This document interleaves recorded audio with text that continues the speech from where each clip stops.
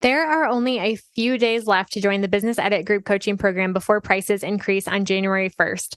If you're a service provider who's feeling overwhelmed, overworked, and underpaid, don't let another year go by staying stuck.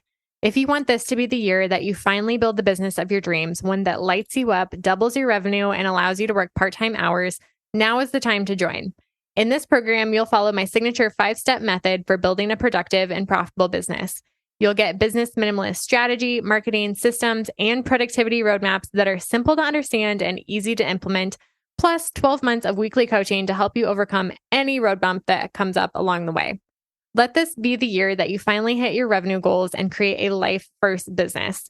Join me inside the Business Edit at www.jadeboyd.co/coaching and get my step-by-step blueprint with everything you need to build your dream business in 2024. Again, the early sign-up pricing ends on December 31st, and the program will officially kick off on January 2nd. So don't wait. If this sounds appealing to you, but you're not sure if it's the right fit, feel free to DM me on Instagram and we can chat. My only goal here is to help you make the right decision for you and your business. And you can find me on Instagram at jadeboyd.co. Now back to the show. You never finish. It's not about finishing and getting everything done. It's about making space for the right things to get done and making consistent progress in the right direction. Welcome to the Business Minimalist Podcast, a podcast about redefining productivity for the modern woman in business and finding ways to work smarter, not harder, in business and life. I'm your host, Jade Boyd. I'm an MBA, business strategist, and mentor who helps overwhelmed business owners simplify and scale their service-based businesses with strategy and systems. On this podcast, we'll explore simple ways to earn more while working less. If you're ready to scale your business, bring order to chaos, ditch the busy work, and make space for what really matters, you've come to the right place. Welcome to the Business Minimalist Podcast. I want to start by taking you back to summer 2011.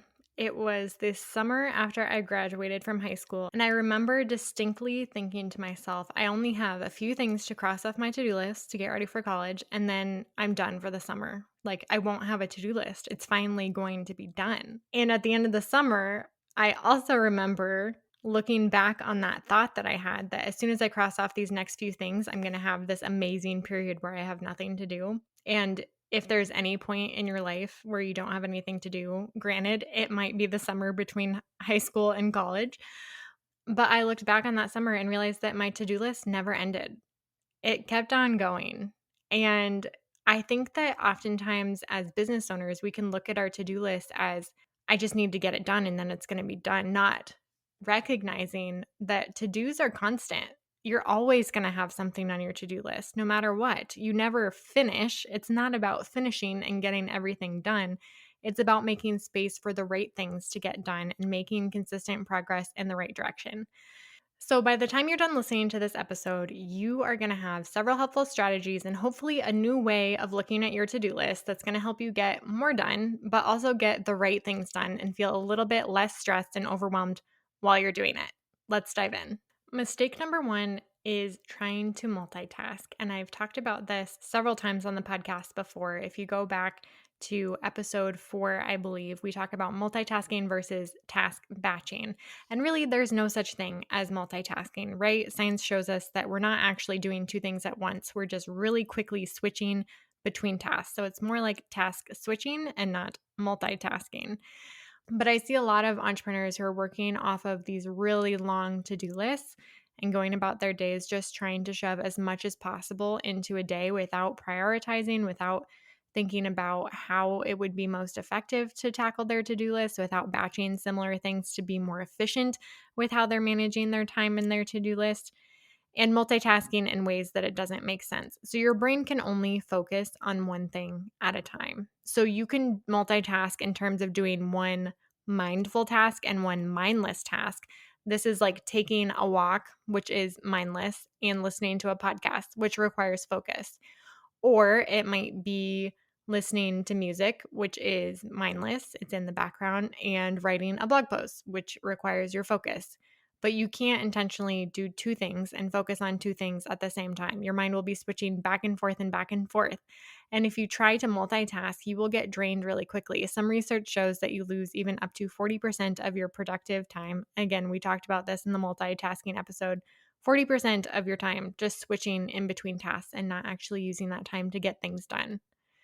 So focus on one task at a time. And if you go back to that episode, I give you some strategies for batching your tasks. But mistake number one is thinking that you can do two things at the same time that require your focus. Allow yourself to focus on one task at a time. Mistake number two is allowing anything and everything onto your to-do list. And here's what I mean by that. How many things on your to-do list today are simply there because they've always been there? When is the last time you looked through your to-do list and the things that you do again and again and again and questioned whether or not they even need to get done? Peter Drucker said, "There is nothing so useless as doing efficiently that which should not be done at all." So before you dive into your to-do list this week, take an honest look and question what are the results you're getting from those things that you're doing. Do they really need to get done at all? And even if they do need to get done, do they need to get done by you, or is there someone else who could do those things for you?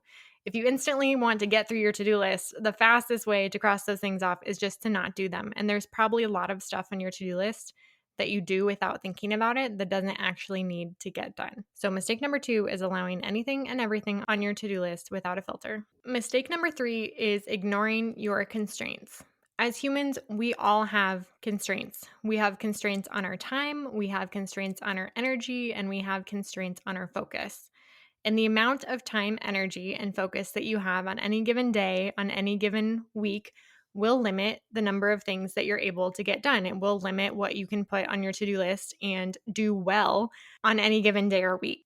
And I talked about this in my episode about my weekly review checklist and how I plan for my week ahead and how I take an assessment of how much time, energy, and focus I have, what's already on my calendar, and what realistically I can put on my to-do list for the following week.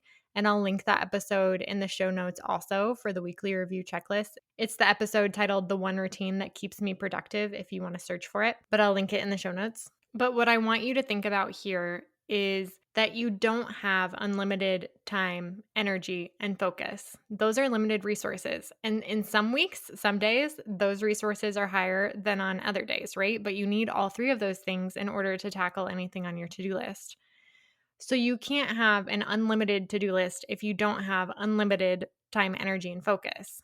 And when you constrain your to-do list to what is actually reasonable, what's actually realistic to get done, it increases your motivation and it increases your determination to get through the list when it's actually possible. Yes, make it challenging for yourself, push yourself to use your time wisely, to use your energy wisely, and to get creative with how you can get more done given your constraints. But don't overwhelm yourself by not taking any time to think about what should and shouldn't be on your to-do list given your constraints. So, again, mistake number three is completely ignoring your constraints when you're looking at your to-do list. Mistake number four is not prioritizing growth tasks. And here's what I mean by growth tasks. If you took a blank piece of paper and drew a line right down the middle, you could put everything on your to-do list in your business and in your personal life in one of two categories. Category one is growth tasks. Those are the things that help you get to the next level, that help you move forward, that help you make progress on your goals. And category number two is maintenance tasks. And maintenance tasks just help you keep doing what you already are doing. It just keeps the wheels turning, but you don't get to go anywhere. You just stay in motion, right? So here are a few examples. In your personal life, maybe you have a goal to improve your parenting. So the growth task might be taking a parenting class, or it might be reading a book on parenting.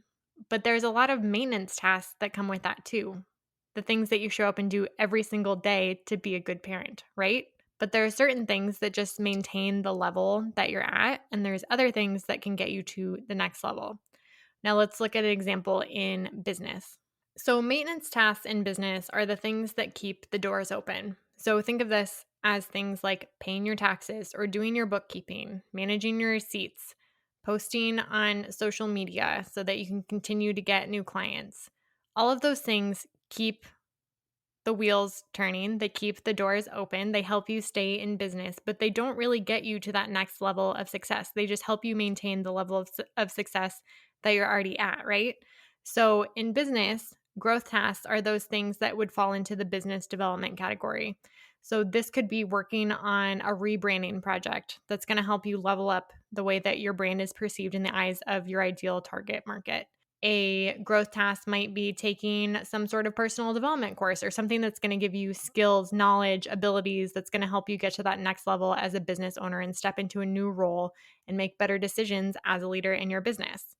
A growth task might be launching a new product or a new service or a new lead generator, something that's going to help you develop new business or more business instead of just maintaining the business and the success that you're already achieving on a regular basis. So, going back to the mistake when it comes to making a to do list is not recognizing that you have two different types of tasks on your to do list. And if you don't prioritize growth tasks, oftentimes they fall to the side. They're important, but they're never really urgent, right? And so if you don't prioritize those and make space for those growth tasks, the things that are going to get you to that next level, but might not reap an immediate reward on your time and your energy invested in those things, then they're going to get put off and you're not going to make progress on them, right? A lot of business owners get caught up in the day to day doing and doing and doing, very busy, getting a lot of stuff done, but never really getting to that next level because they're not making space to grow as a business owner and develop their brand and what they're doing on a routine basis. So, mistake number 4, not prioritizing growth tasks. And that brings us to our last mistake number 5, which is not separating the strategy from the execution. And here's what I mean by that. So there is absolutely a time for you to get things done, to just look at your to-do list and go, go, go, cross things off the list and take action. But there's also a time for you to strategize and do some of the things that we're talking about in this episode. Strategizing what the best way is for you to complete your to-do list, whether that's you doing it or somebody else doing it or making time for your growth task. There's certain things that you're going to have to sit down and think about if you're going to make time and manage your time, energy, and focus well in order to accomplish the goals that you have for your business or your personal life.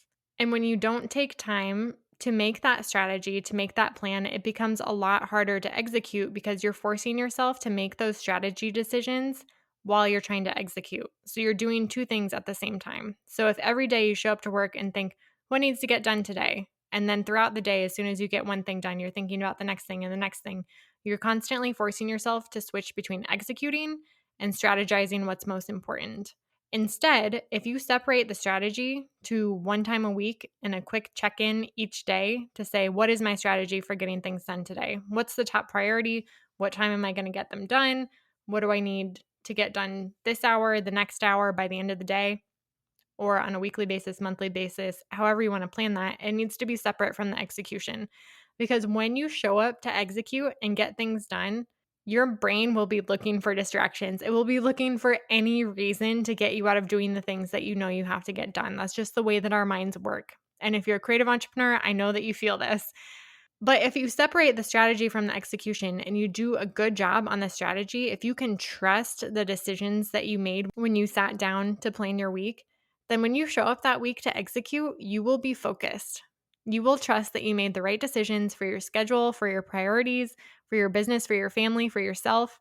And if you can make those decisions when you're in a clear mind state, when you're not looking for an immediate reward, when you're planning in the future of what needs to get done, when you're thinking about your goals and how you can get those next steps done that next week, you're going to make a lot better decisions for your business and for your personal life.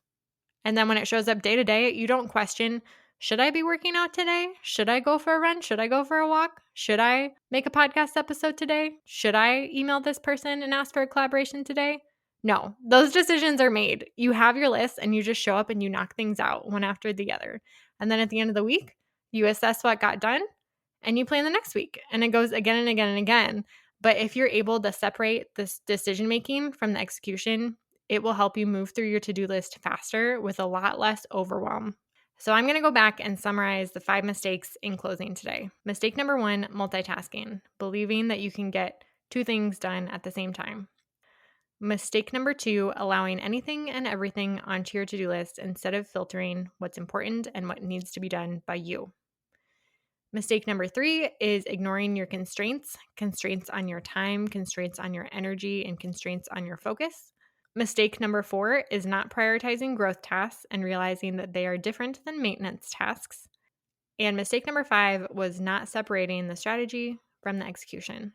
So, what I want you to do now, as you're thinking about these 5 different mistakes and you're also thinking about the things that you need to get done today or this week or this month, I want you to take some time to sit down, dump all of your to-do lists for whatever time frame you're planning for onto a piece of paper, and go through these mistakes and think, how can I be the most productive? How can I prioritize the most important things? How can I make space for growth tasks? How can I best invest my time, my energy, my focus?